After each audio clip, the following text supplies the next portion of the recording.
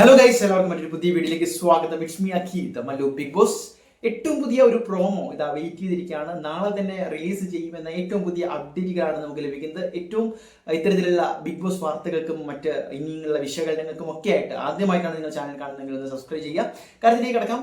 ഇതുവരെ ഇറങ്ങിയ ലാലേട്ടന്റെ എല്ലാ പ്രോമോകളും സത്യത്തിൽ വളരെയധികം പ്രോമിസിങ്ങും അതുപോലെ തന്നെ എക്സൈറ്റിംഗും ആയിരുന്നു. നമ്മൾ കാത്തിരുന്ന പോലെ തന്നെ ഒരു പുതിയ മുഖം, ലാലേട്ടന്റെ ഏറ്റവും ഒരു പുതിയ മുഖം. അതോടൊപ്പം നമ്മൾ ഏറ്റവും കൂടുതൽ ആഗ്രഹിക്കുന്ന കാര്യങ്ങൾ അദ്ദേഹം തന്നെ പറയുന്നു. ആങ്കർ ആയിട്ടുള്ള ലാലേട്ടനോട് തന്നെ അദ്ദേഹം പറയുന്നു, സേഫ് പ്ലേയും സേഫ് ഗെയിമും മറ്റൊന്നും ഒരു തരത്തിലും ബിഗ് ബോസിൽ അനുവദനീയമല്ല, 7ന്റെ പണി വെച്ചിട്ടുണ്ട് എന്ന്. അതിനേക്കാളും ഒരു ഗംഭീരമായ പ്രോമോയാണ് നാളെ ഇറങ്ങാൻ പോകുന്നു എന്ന വാർത്തകളാണ്. ഓഗസ്റ്റ് 3 ഗ്രാൻഡ് ലോഞ്ചിന് മുന്നോടിയായിട്ട് നാളെ ലാലേട്ടന്റെ മറ്റൊരു പ്രോമോ ഇറങ്ങും. അതിൽ കുറച്ചുകൂടി ഇത്തവണത്തെ ബിഗ് ബോസിന്റെ നമുക്ക് 7ന്റെ പണിയെന്ന് മാത്രമാണ് അവർ ഒരു സൂചന തന്നിട്ടുള്ളത്.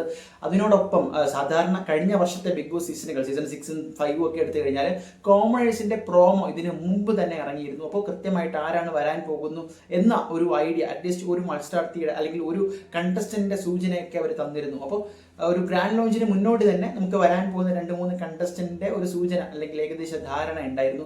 ഇത്തവണ അതിൽ നിന്ന് വ്യത്യസ്തമായിട്ട് ലാലേട്ടൻ തന്നെ വീണ്ടും പ്രോമോയിലൂടെ വന്ന് ഈ ഒരു ബിഗ് ബോസ് സീസൺ 7ന്റെ തീമുമായി ബന്ധപ്പെട്ട ഒരു കുറച്ചുകൂടി ബെറ്റർ അണ്ടർസ്റ്റാൻഡിംഗ് ആയിരിക്കും തരാൻ പോകുന്നത്.